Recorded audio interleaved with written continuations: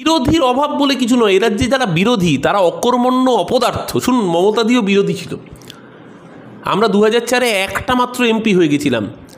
বিধানসভাতে বিরোধী দল 29টা আসন হয়ে গিয়েছিল, বিরোধী দল হতে পারছিলাম না। বনগাঁর উপনির্বাচনে ভূপেন শেঠ মারা যাওয়ার পরে তখন ঢাকুরিয়া বিধানসভায় সৌগতদা হেরে গিয়েছিলেন সেবার। সেইখান থেকে বনগাঁয় গিয়ে উপনির্বাচনে সৌগত রায় জিতে 30টা এমএলএ হয়। তারপর তৃণমূল কংগ্রেস বিরোধী দলের মর্যাদা পায়।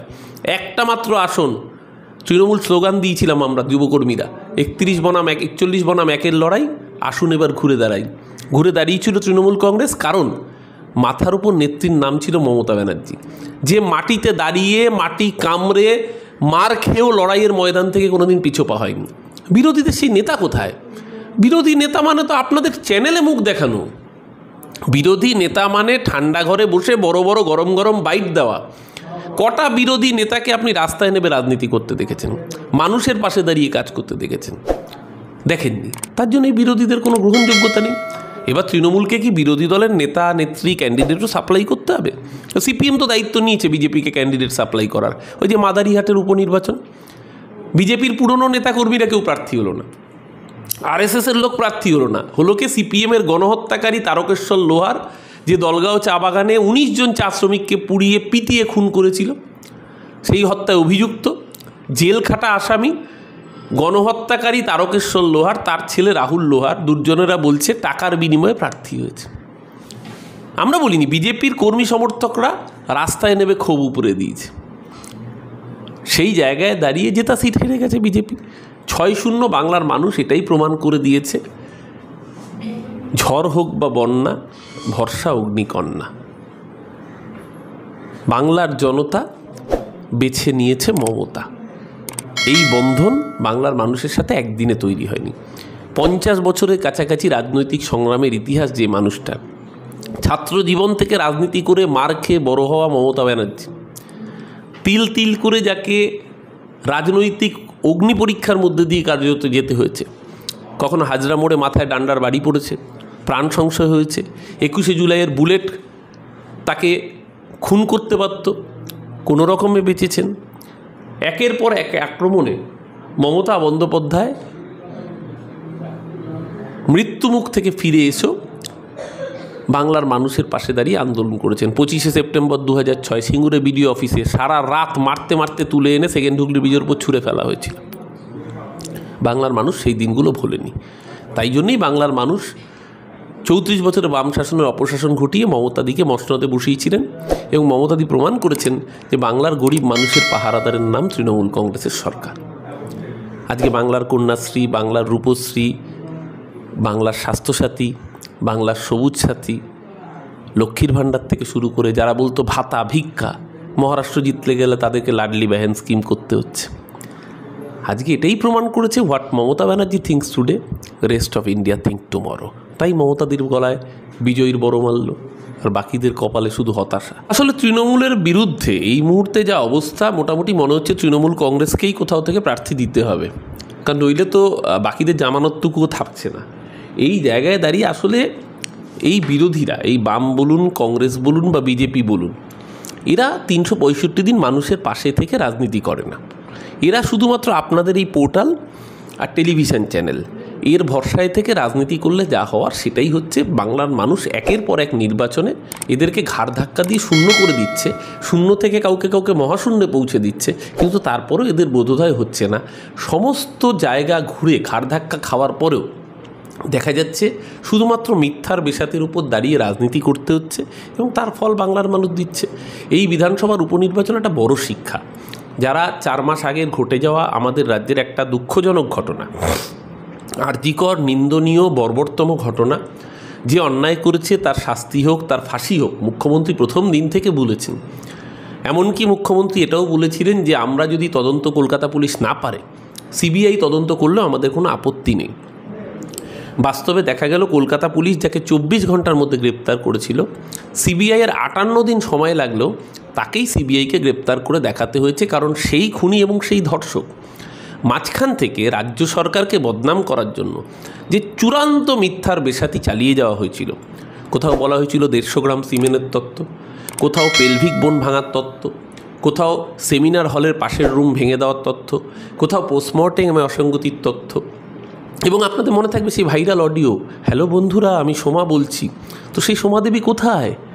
আজকে তো সারা বাংলা জুড়ে ওই নিরুদ্দেশ সম্পর্কে ঘোষণা দেখবেন। আমাদের ছোটোবেলায় ওই টেলিভিশন চ্যানেলে কলকাতা পুলিশের গোয়েন্দা বিভাগ মিসিং পার্সন স্কোয়াড ছিল। তো মিসিং পার্সন স্কোয়াড তারা টিভিতে বিজ্ঞাপন দিত, নিরুদ্দেশ সম্পর্কে ঘোষণা, যে অমুক ব্যক্তি অমুক জায়গা থেকে নিরুদ্দেশ হয়ে গিয়েছেন। তো গত বিধানসভার উপনির্বাচনের ফল 23 তারিখে বেরিয়েছে। 23 তারিখের পরে সিপিএম, বিজেপি এবং বঙ্গ কংগ্রেসের উদ্দেশ্যে বাংলার মানুষ নিরুদ্দেশ সম্পর্কে ঘোষণা জারি করে বলছে যে সোমা দেবী কোথায়? সোমা দেবী নিরুদ্দেশ সম্পর্কে ঘোষণা। উপনির্বাচনের ফল বেরোনোর পর থেকে হ্যালো বন্ধুরা আমি সোমা বলছি, আর সোমা দেবীকে খুঁজে পাওয়া যাচ্ছে না। সোমা দেবী কি গুমড়ে গুমড়ে কাঁদছেন? এই এত মিথ্যা বার্তা ছড়ালেন, এত ফেক নিউজ ছড়ালেন, তারপরেও বাংলার মানুষ আপনাদের গালে থাপ্পড় মারল কেন জানেন? যারা ভেবেছিলেন 5ই অগাস্ট আমাদের প্রতিবেশী রাষ্ট্র বাংলাদেশের প্রধানমন্ত্রী শেখ হাসিনাকে কার্যত দেশ ছাড়া করে চলে যেতে হয়েছিল, পালিয়ে যেতে হয়েছিল, যারা ভেবেছিলেন পশ্চিমবঙ্গকে দ্বিতীয় বাংলাদেশ করা যাবে, তার জন্য মিথ্যার বেসাতি তৈরি করতে হয়েছিল, বাংলার মানুষের আশা ভরসার নাম মমতা ব্যানার্জি। বাংলার মানুষ জানে যে সাময়িকভাবে কিছু লোককে কিছুদিনের জন্য বিভ্রান্ত করা যায়, সব লোককে কিছুদিনের জন্য বিভ্রান্ত করা যায়, সবাইকে চিরকালের জন্য বিভ্রান্ত করা যায় না। আর ঠিক তাই হলো। একটার পর একটা মিথ্যের পর্দা যখন ফাঁস হলো, দেখা গেল ডাক্তারবাবুরাই সই করেছিলেন পোস্টমর্টেমে, তারা লিখেছিলেন we are satisfied with the postmortem process or autopsy process. ম্যাজিস্ট্রেটের উপস্থিতিতে পোস্টমর্টেম হয়েছিল, ডাক্তারবাবুরাই বলেছিলেন আর্জি করে পোস্টমর্টেম করাতে। তাহলে সেদিনকে কেন মিথ্যাচার করেছিলেন যে পোস্টমর্টেমে অসঙ্গতি রয়েছে? মানুষের সামনে চলে এলো যে জুনিয়র ডাক্তারবাবুরাই সই করে বলেছিলেন যে টয়লেট ব্লক তৈরি করতে হবে সেমিনার হলে পাশের রুমটা ভাঙার পরে। তাহলে কেন মিথ্যাচার করেছিলেন সেমিনার হলে পাশের রুম ভাঙা হয়েছে প্রমাণ রূপাটের জন্য?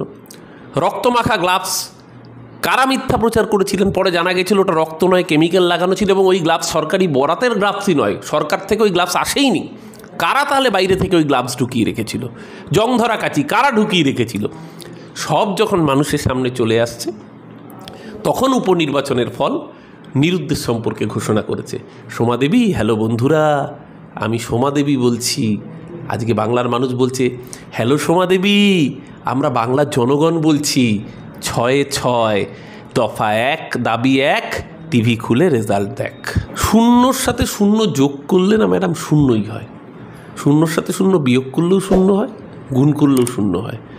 বামেরা শক্তিশালী হলেও তৃণমূল 200+। 2016-তে তো বামেরা বিরোধী ছিল প্রধান বিধানসভায়, তৃণমূল 200 পার। 2021-এ বিজেপি প্রধান, তাতেও তৃণমূল 200 পার। রাম বাম প্রদেশ কংগ্রেস ওই জগাই মাধাই গদাই তিনটে একসাথে মিলিত হলেও ভোদাই হয়ে থাকবে। তাই তৃণমূল কংগ্রেস এবার 250-র বেশি আসন নিয়ে বিধানসভায় চতুর্থবারের মতো মামাটি মানুষের সরকার গঠিত হবে, মমতাদির নেতৃত্বে, অভিষেক ব্যানার্জির সেনাপতিত্বে। বিজেপি এই মুহূর্তে দাঁড়িয়ে দেশের মানুষের কাছে লায়াবিলিটি। বিজেপি থাকা মানে গৌতম আদানিদের বারবারন্ত, যে আদানির বিরুদ্ধে আমেরিকার আদালত গ্রেপ্তারি পরোয়ানা জারি করেছে। বিজেপি থাকা মানে ক্ষমতায় আজকে দেশের মানুষের এসবিআইয়ের ব্যাংকে গচ্ছিত টাকা সুরক্ষিত না থাকা। আদানির 3 লক্ষ কোটি টাকার লোন রয়েছে, 2,87,000 কোটি টাকা এখনও পর্যন্ত যতটুকু জানা যাচ্ছে। আদানি সুইজারল্যান্ডে প্রপার্টি করে রেখেছে, নিজের ভাইকে দুবাইয়ে সেটেলমেন্ট করিয়ে রেখেছে। আমরা বলছি না, বিজেপির নেতা সুব্রমণ্যম স্বামী টুইট করে জানিয়ে দিয়েছেন। আজকে যদি নীরব মোদী, মেহুল চোকসিকে তো নরেন্দ্র মোদী পরিচয় করিয়েছিলেন ইউরোপিয়ান ইউনিয়নের সম্মেলনে গিয়ে, মেরে সাথ ওহা মেহুল ভাই बैठे हुए हैं। মেহুল চোকসি পিএনবির 17,000 কোটি টাকা, নীরব মোদী 13,000 কোটি টাকা মেরে পালিয়ে গেছে। আজকে যদি আদানি পালিয়ে যায়, 3 লক্ষ কোটি টাকা এসবিআই ডুবে যাবে। মানে আমার আপনার ব্যাংকে যে টাকা রয়েছে সাধারণ মানুষের, যে মানুষ সারা জীবন কাজ করেছেন, প্রভিডেন্ট ফান্ড, পেনশনের টাকা সমস্ত নিয়ে ডুবে যাবে এসবিআই। দেশের বৃহত্তম ব্যাংক ডুবে গেলে দেশের অর্থনীতি 5 trillion economy, 3rd largest economy, 30তম ইকোনমির জায়গা তো থাকবে না নরেন্দ্র মোদীর ভারত। সেই জায়গায় দাঁড়িয়ে বিজেপি হচ্ছে ভারতবর্ষের মানুষের কাছে সবচেয়ে বড় শত্রু। যারা কৃষকের পেটে লাথি মারে, যারা শ্রমিকের পেটে লাথি মারে, যাদের আমলে বেকারত্বের হার সবচেয়ে বেশি, যাদের আমলে লোনের হার সবচেয়ে বেশি, সারা দেশকে দেনায় ডুবিয়ে দিচ্ছে, আর যে চিটিংবাজগুলো দেশের মানুষের কষ্টার্জিত টাকা মেরে পালিয়ে যাচ্ছে, এই নরেন্দ্র মোদীর সরকার তাদের লোন রাইট অফ করে দিচ্ছে, দেশের মানুষের মাথায় ঋণের বোঝা আরও বাড়িয়ে দিয়ে চলে যাচ্ছে।